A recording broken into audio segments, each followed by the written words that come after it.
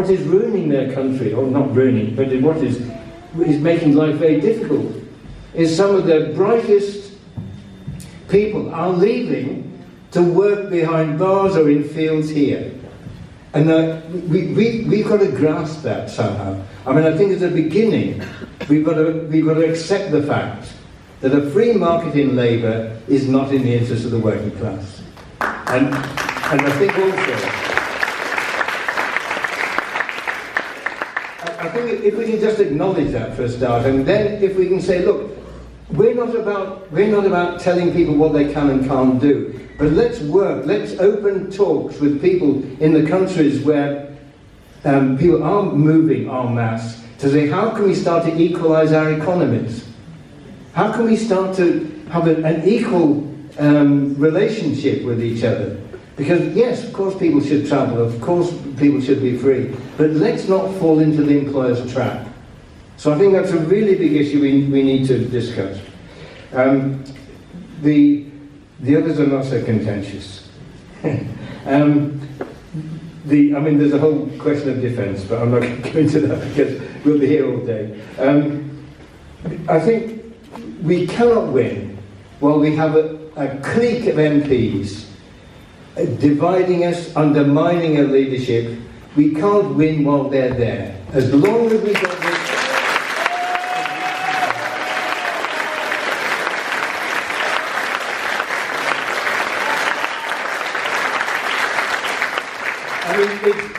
They're not giving up. There was a quotation from of course anonymous, from a Labour MP in the Sunday Times the other week, and it was re-quoted by Charlie Allen in the Morning Star, which is a good paper, I recommend it. And he quoted this he re-quoted this Labour MP as saying this shocking thing, which is really shocking. The quotation was, "Jeremy's dying is the only way out." That's a Labour MP. Now, I think that's intolerable. And to name one, Neil Coyle from Bermondsey, he was out speaking to The Sun a couple of days ago, attacking Jeremy. I only noticed it because he was attacking Jeremy because he'd been supporting the film and saying, it was worth seeing. And Neil Coyle, speaking to The Sun, told him he should get out on the doorstep. Well, if ever an MP has done more campaigning than Jeremy Corbyn, I'd like to see him. But of course, it's not about, he can say anything. It's a dance. He knows The Sun will report it.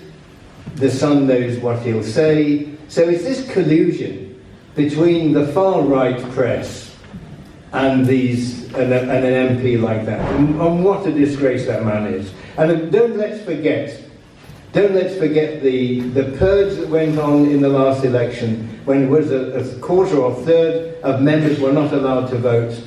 That's intolerable. And I think the hierarchy within the party, the organising group at the top, including the Secretary Ian McNichol, they've got to be held account. We can't just wipe it under the carpet.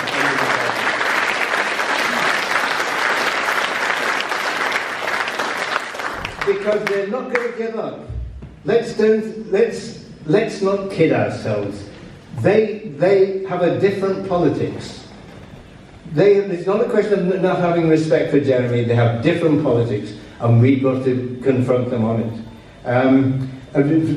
Finally, the other point that I think we have to change is the media policy. I think the bias will not change.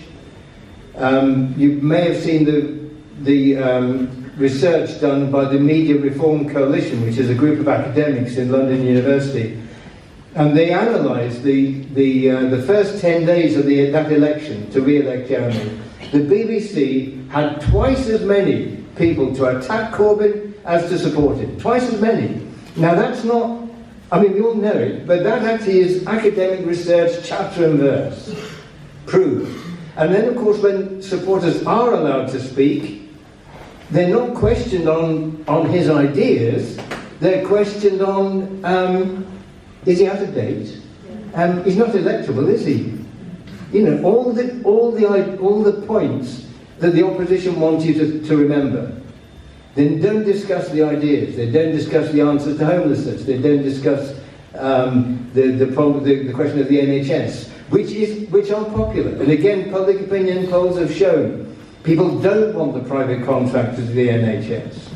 People do want houses. People do want the rich to pay more tax and so on. So we've got to up our game in as regards media policy. I think we've got to challenge that bias, and we've also got to accept that Jeremy must be seen more. Because you go around the country and people say, I don't know him. Who is he? Doesn't speak for me. Because they don't hear him. And I think there has been a judgment that Jeremy shouldn't be exposed to television interviews and so on. I think that's wrong. I think he's more than capable of holding his own.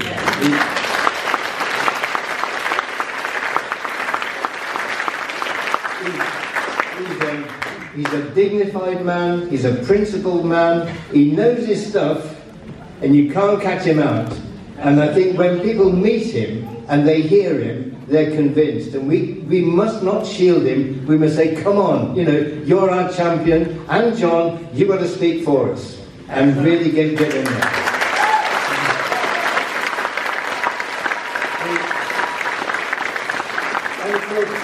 I mean, we will only win when we are a huge social movement, which is why meetings like this are so important.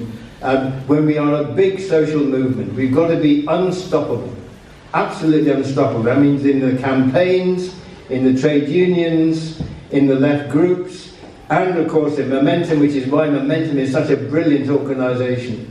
You probably heard, they did a meeting called The World Transformed at the party conference. Fantastic. And it brings artists in, it brings writers, it brings music, and we need that everywhere. We need it in the areas where UKIP is strong. We need it, we actually need it in the North East, in the West Midlands, in the Potteries, or wherever. We've got to be there and speak in the language of ordinary people. Well, probably not very good at it. I mean, there are people who can do it. I mean, we've got to speak clearly and with strength and say, you want houses?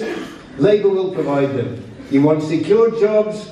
Labour will provide them. You want a health service with no people ripping it off that'll take care of you when you're sick? Labour will provide it. And we've got to get to the core issues that touch people. Because we have the answers, that's the point. We understand the problem from the root.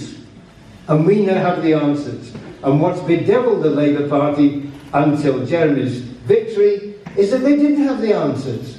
They were still doing neoliberalism light.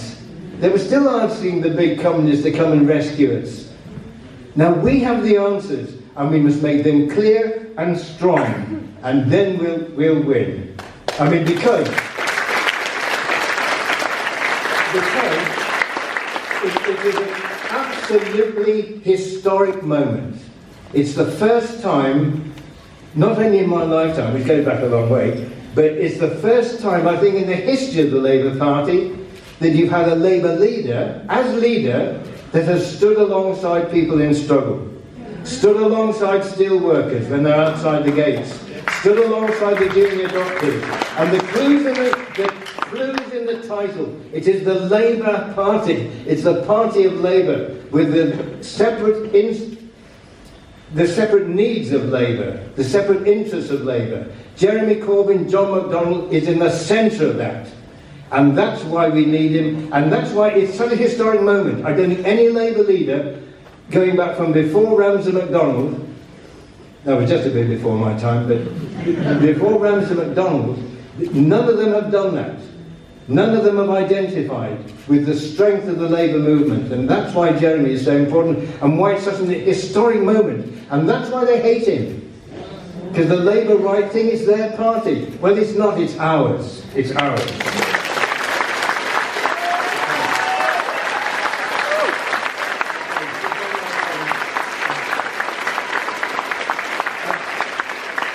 I worked for many years with a great writer called Jim Allen. He was a Manchester man, he was a dock worker, a miner, he was a building worker, he was a trade union organiser. He used to get a job on a building site in order to get people to join the union. Then he get himself sacked and he moved on to somewhere else.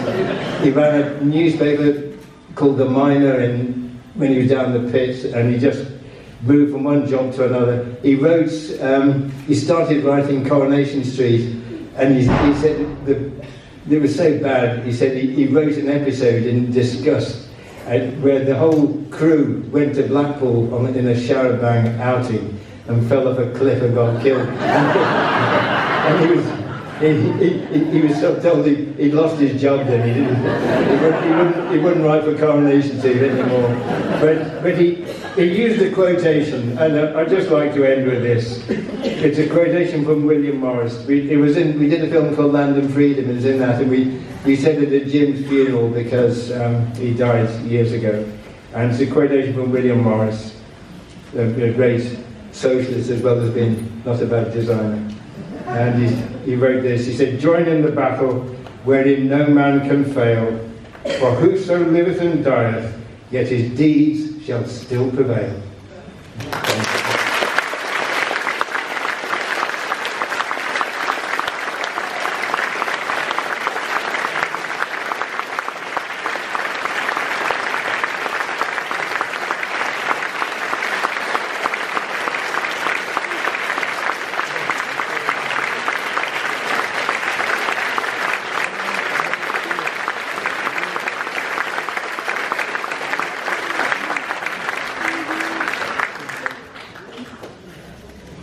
Thanks very much, Ken. We just wanted to hear you for as long as you wanted to go on. No,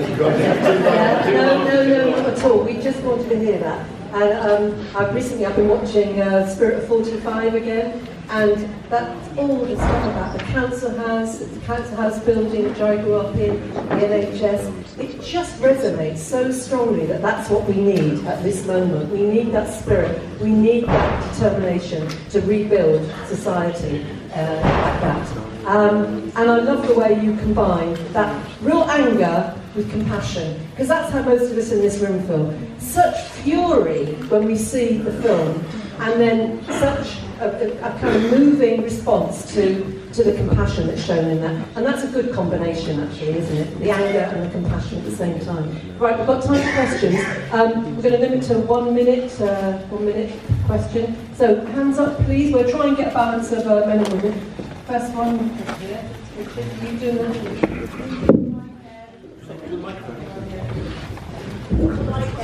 or comments here. I've seen eyeliner 3 times now. I don't know so what's next, but not like yourself. But I've actually, I am Daniel Loach, first been sanctioned, DSA. I'm a single parent, same age as Daniel Loach, and I'm on DSA. So I'm happy at food banks as well. The good thing about it is I've actually also been elected as a fundraiser for South Bristol Lake Party. Really? And I'm saying, as we can get into communities. People aren't interested in political rhetoric, that's the truth of the matter. So I would like you to help me actually to set up some clothing banks that are run by Momentum and the Labour Party, so we can get into the communities and actually give people something. Because we need to stand by them and actually do something that look like we're caring, because that's what's going to mobilise them. Let's give them some support.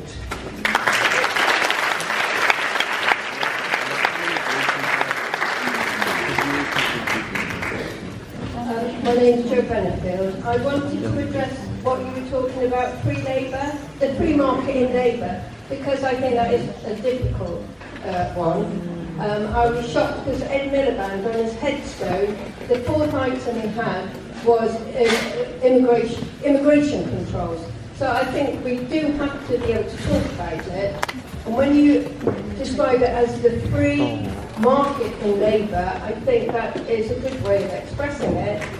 In Bristol, there were moves to bring in Polish bus drivers, and they wanted a contractor to bring them in, house them separately in places in Southmead, and pay for their wages.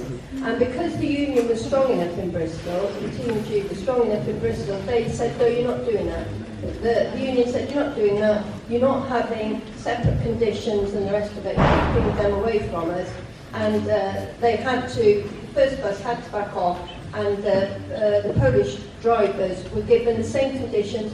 And when the drivers in Bristol went out on strike, the backing they got from the Polish contingent was fantastic. Also talking about construction workers, when construction workers went out on strike over a power station up in, I think it was Lincolnshire, the companies, the contractors had brought in Italian workers, and they were kept separately on the ship. All the pay and conditions were like you described, so that it was very difficult to work out what they were being paid. And when the construction workers went out on strike, they were called racist. And people who had said British jobs for British workers, they tried to infiltrate them, but they refused to have the BNP there. But I think because the union was strong, what I want to say is it is something that needs addressing, but it is not an easy thing to talk about, so we have to work out how we talk about it.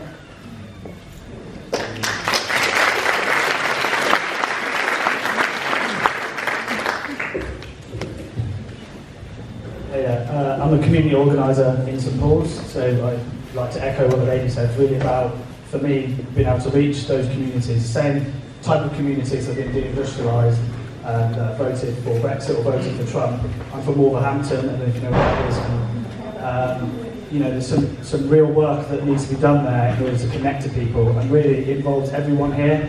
You need to elevate your action, whether it's in your unions or your groups, or whether it's knocking on doors, and not just knocking on doors and trying to force feed people policy and opinion, but listening to people, and if possible even organising those people to do things about it. And the second thing is a kind of, I guess, a global context and a backdrop of displacement. There's people in this community here and communities nationwide, people being displaced with rising rents or whatever.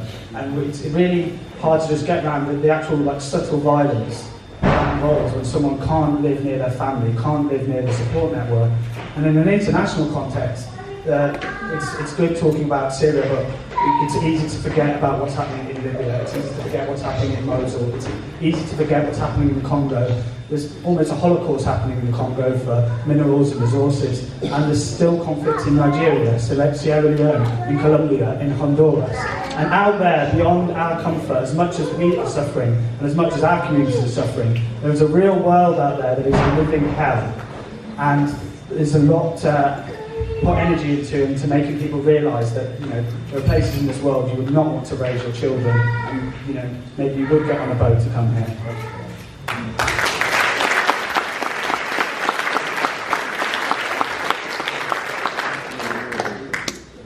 Have you got anyone at the top that wants to ask a question, by the way? The guy through the middle.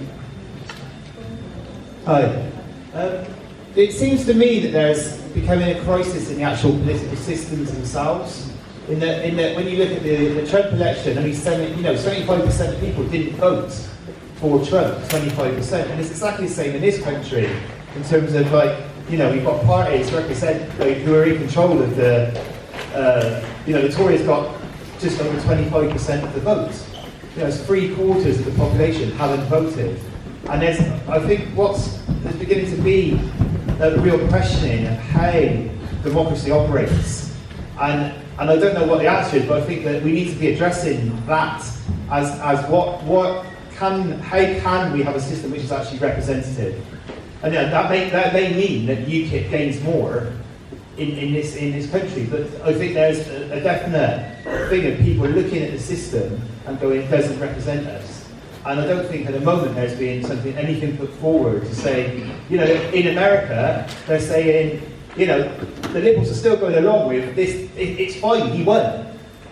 This is legitimate. This system is legitimate. And I think we need to question the whole way that politics is run. The fact that we haven't even got a constitution in this country is appalling.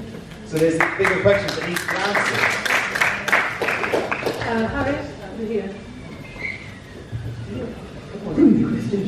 I just wanted to add something to what Joe Benfield said.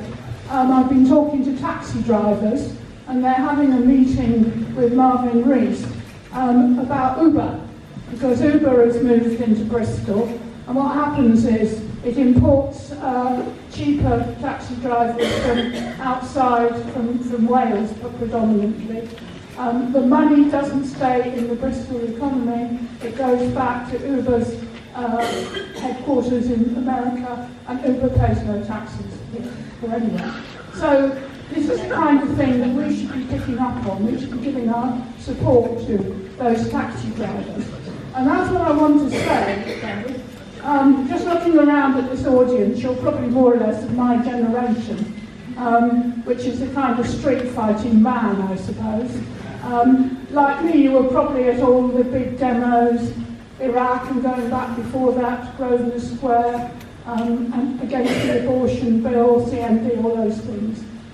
And we've got to carry on that kind of street activism, but we've also got to take on the Labour Party, as Ken said. And that's very crucial. And we're making some moves here in Bristol to do that, but it's against quite stiff opposition of people who are fairly ruthless in opposing us, so we have to work hard at that. But the task before us is monumental, because as well as those two things, the demos, the bureaucracy, we have got to get out there into the community, as our colleague over there said. We have to talk to people. We have to talk to young people. We have to show them that Labour is different, that Labour cares. Now, you probably know I'm a councillor, and when I ask people to come with me to door knock or give a leaflet, look at all these people here. How many people do I get? 5. So I want to say to you all, get off your chairs, please, and get out there.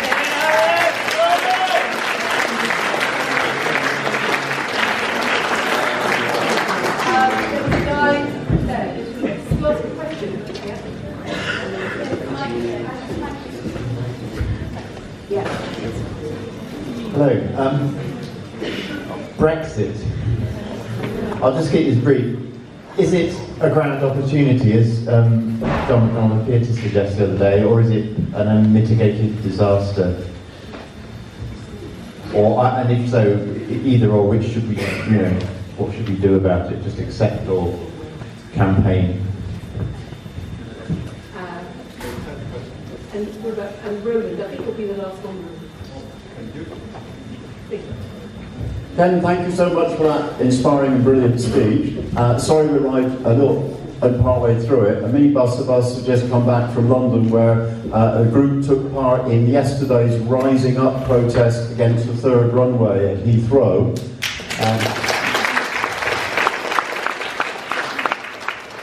40 people had pledged to get themselves arrested, but the police were very heavy on the ground and were rugby tackling people and preventing them getting to the roads.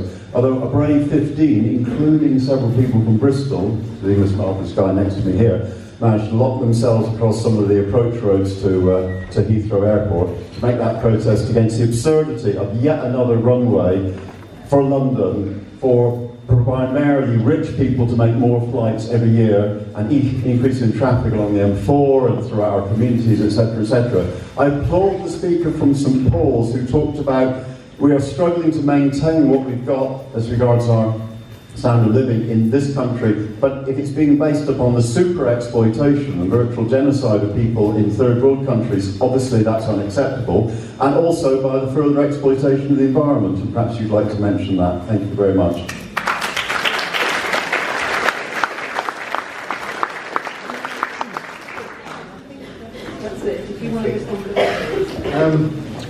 Well, I think there's some terrific contributions actually, and I think I agree with pretty well everything.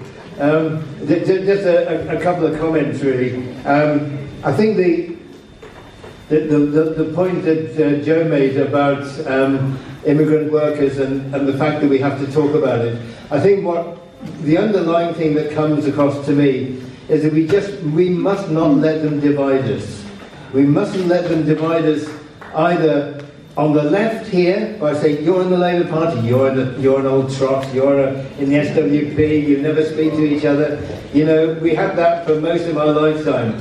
We are one movement. We are one movement, and we have to support each other and draw together and welcome each other, because the stakes are so high now, but the possibilities are so great. So we are one movement. Don't let them divide us.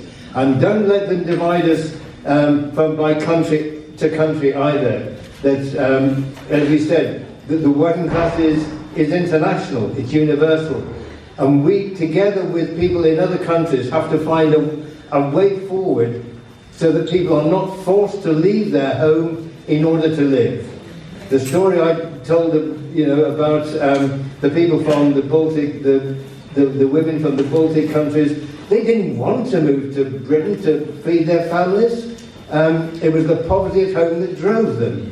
And I think this is where our internationalism should be expressed, by talking to those countries and establishing fair trade and equalising the economies so that we treat each other with respect.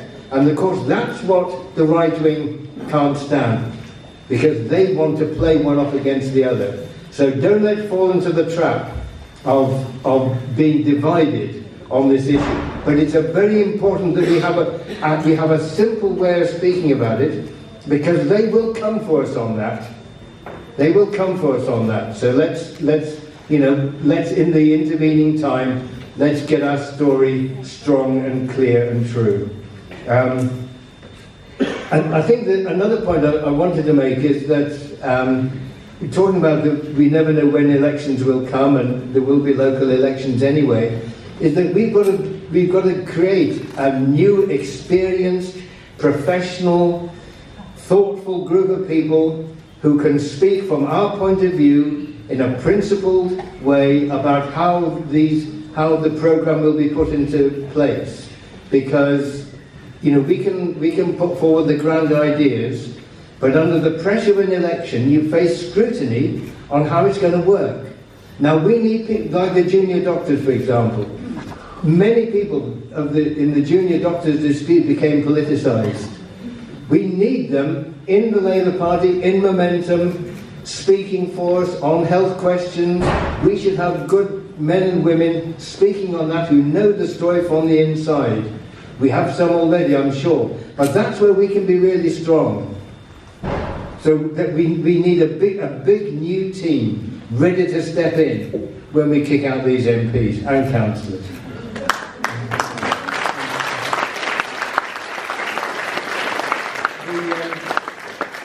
The one thing on Brexit, and again, this is only a personal opinion, but I think it was very interesting how the Brexit issue was dominated by the right. The left's dilemma was not put, and the left's dilemma to me is this: that the European Union is a neoliberal organisation. It is there to promote the interests of big business and their free trade. And it's in their founding treaties, it's in the judgments of their courts, where the interests of business are prioritised over the interests of workers, so that you have the posted, other people will be more expert than me in this, but you have the posted workers who come from a poor country to a rich country, but they can be employed on the same terms that they would have in the poor country in the rich country. And that undermines collective bargaining, it undermines our attempt to defend our wages and conditions. Now that's EU law, as I understand it. So that's why, the EU stands with the employers against working class people. Thirdly, you can see it in the treaties they try to negotiate. You see it in TTIP, you see it in CETA. Again, prioritising the interests of big business, that they will have courts that can overrule the democratic government if the government interferes with their profits through environmental protection, for example, or trade union protection. They can sue a democratically elected government. That's what the EU wants. So when we talk about the EU, we share the perspective that the EU is a neoliberal organisation, and it's a tactical question. Do we want to be in or out? Well, the decision's taken. But it was a tactical question. Do we want to change it from within, or can we change it from without? Because we need to cooperate. I mean, that's not in doubt. We need to work together internationally, not just in Europe. We need to work together. So that argument, I think, was completely lost. But I think what we have to do now is to make political links with Podemos in Spain, with what's left of Syriza in Greece, the Linke in Germany, left groups across Europe, and say together we have to fight the